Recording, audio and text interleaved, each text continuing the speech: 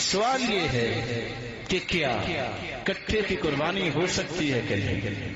علماء امت نے اس بارے میں جو احادیث کی روشنی بیان کیا کہ صحابہ، تابعین اور احادیث سے بتاتی ہے کہ اللہ کے رسول صلی اللہ علیہ وسلم سے لے کے اونٹ، گائے، بھیڑ بکری اور دمبا اس کے علاوہ قربانی نہیں ہوئی۔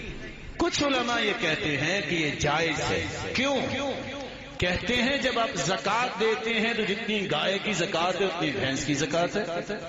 قیاس میں صالح بن محمد العثیمین اور دیگر علماء کہتے ہیں اگر قیاس سے قربانی کرنی ہے تو نیل گائے کو بھی تو قربان کیا جا سکتا ہے نا، وہ بھی تو گائے کی ایک قسم ہے، جس طرح آپ بھینس کو گائے کی قسم بناتے ہیں، تو وہ کیوں نہیں کرتے؟ کسی نے نہیں کہا، تو قیاس سے قربانی نہیں ہوگی، نص سے قربانی ہوگی۔ دوسری بات، اگر آپ یہ سمجھیں گے کہ قیاس سے ہم نے اس کو قربان کرنا ہے تو زکوٰۃ دیتے ہیں تجارتی مال پہ، زمین کا عشر ہوتا ہے، خزانے کا، اناج غلے کا، تو قیاس سے تو بسا اوقات اتنے مہنگے برتن اور لباس بھی گھر میں پڑے ہوتے ہیں، اس کی بھی زکوٰۃ دینی پڑے گی، حالانکہ برتنوں اور کپڑوں پہ کوئی لباس نہیں۔ 2.5 لاکھ کے لہنگے بھی ملتے ہیں کہ نہیں ملتے؟ کون زکوٰۃ دے گا؟ ہے ہی نہیں۔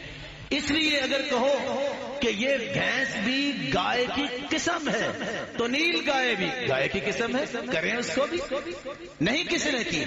اس لیے ہمیں اللہ رب العزت کے فرمان اور احادیث کی روشنی میں ہی قربانی کرنی چاہیے، اور وہ یہ ہے کہ آپ اونٹ میں، گائے میں، بھیڑ بکری میں، ان 8 جانوروں میں سے کسی ایک کی قربانی کیجیے۔ اللہ سب کی قربانیوں کو قبول فرمائے۔